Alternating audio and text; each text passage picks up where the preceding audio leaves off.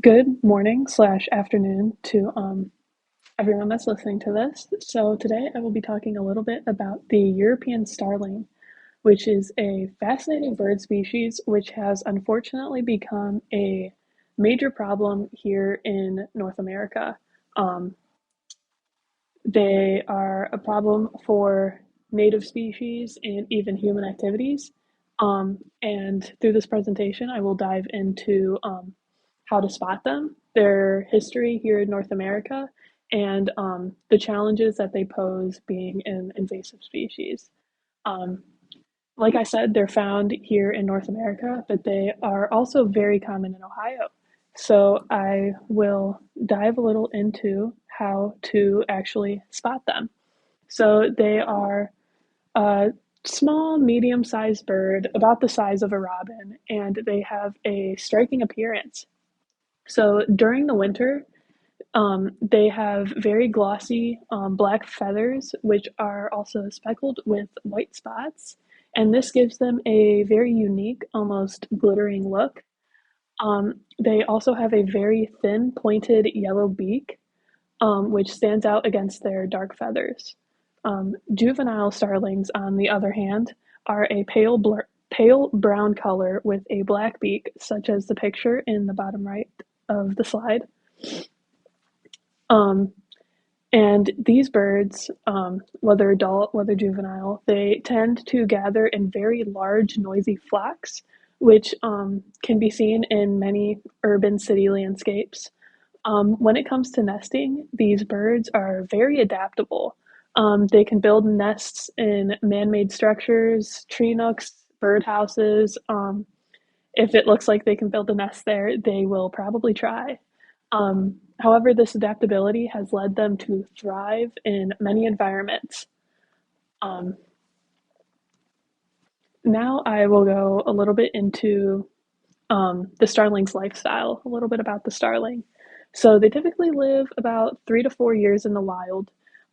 They are foragers, which mean they rely heavily on man made sources for food. This includes landfills, processing plants, etc. Pretty much anything that we use as our waste, they will use for their food. Um, However, they also do feed on some things out in the wild, such as beetles, larvae, seeds, wild fruits. Um, Anything that birds typically eat out in the wild, they will also eat that, anything they can get their hands on. Um, and what makes them very remarkable is their intelligence. Starlings are known to be incredibly smart, almost like crows are known to be, and they're able to learn and adapt very quickly to their environments. Um, they can even mimic the calls of other birds they hear in their surroundings, and they are also very strong flyers, being able to fly up to 45 miles an hour. And this information is according to an article done by Cornell Lab. So, how did they get here? They're called European starlings, which means that they're probably supposed to be in Europe, but what are they doing here in North America? And that story is actually very funny. So it all started in about 1890. A group of Shakespeare enthusiasts met in New York City's Central Park. And the goal of this was these enthusiasts wanted to release every bird mentioned in Shakespeare's writing. So they released about 100 of these European starlings out into the wild in North America. And this led to very unintended consequences. So only 100 were released. However, as they started to reproduce, they spread rapidly across the continent. And now there are about 150 million spanning across North America. And this has led them to be one of the most widespread bird species. However, they are one of the most problematic bird species as well. And this information is also from Cornell Lab. And then the map here at the bottom, the purple area is where these birds are um, most commonly found in the continent. So they're here, they're here in abundance, but what actually makes them an invasive species? So they are unfortunately very aggressive birds. They compete with native species, particularly woodpeckers, for food and nesting sites. So, as a result, many native birds lose out on their prime real estate and aren't able to have a home.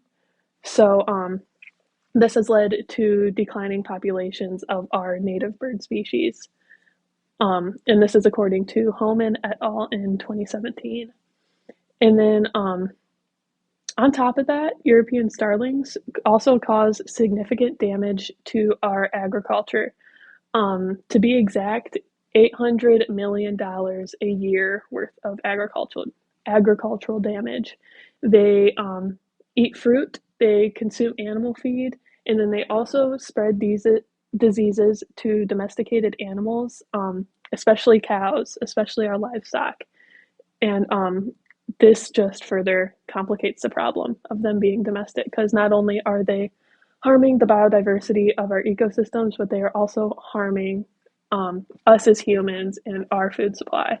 And this is also according to an article by Homan et al. In 2017. And additionally, they also pose a risk to aircraft. Their large flocks can be very dangerous near airports. These birds, they see airports, they think it's a great nesting site. However, it poses a risk to the actual flying aircraft. Um, the airplanes can hit these birds in the air, and this can cause damage to both the aircraft and to the passengers of the aircraft. So now we know they're invasive. Now we know that they're here in America in an abundance. So, what can we do to control this? So, there are various efforts that have been put in place to manage these populations. And a very common method is to simply crack eggs if you find them in a nest. This can be a little difficult because you have to know if they're actually a European starling egg. But for people who know their eggs, know their birds, a very common method to control populations is to simply crack the egg to prevent them from reproducing. And airports and farmers alike take precautions to reduce the likelihood of starlings nesting in dangerous or problematic areas. So this can be the use of frightening devices, and you can trap and relocate the birds. And a lot of people resort to netting of their crops, like the picture below, to stop the birds from actually eating them. And then, unfortunately, a common method in some particular states, if the state does not protect the European starling, then some choose to simply shoot the birds to protect their crops. So to wrap up, we know that the European starling is a very fascinating yet unfortunately a problematic species. They're incredibly adaptable. They're smart. However, they are also very aggressive and compete with native birds. And they also are very harmful to our agriculture and can cause some damage in and around airports. So, efforts to control their population is necessary here in North America to protect our own native species, our own agriculture, and even our public safety. So, thank you for your attention. I hope you guys learned a thing or two.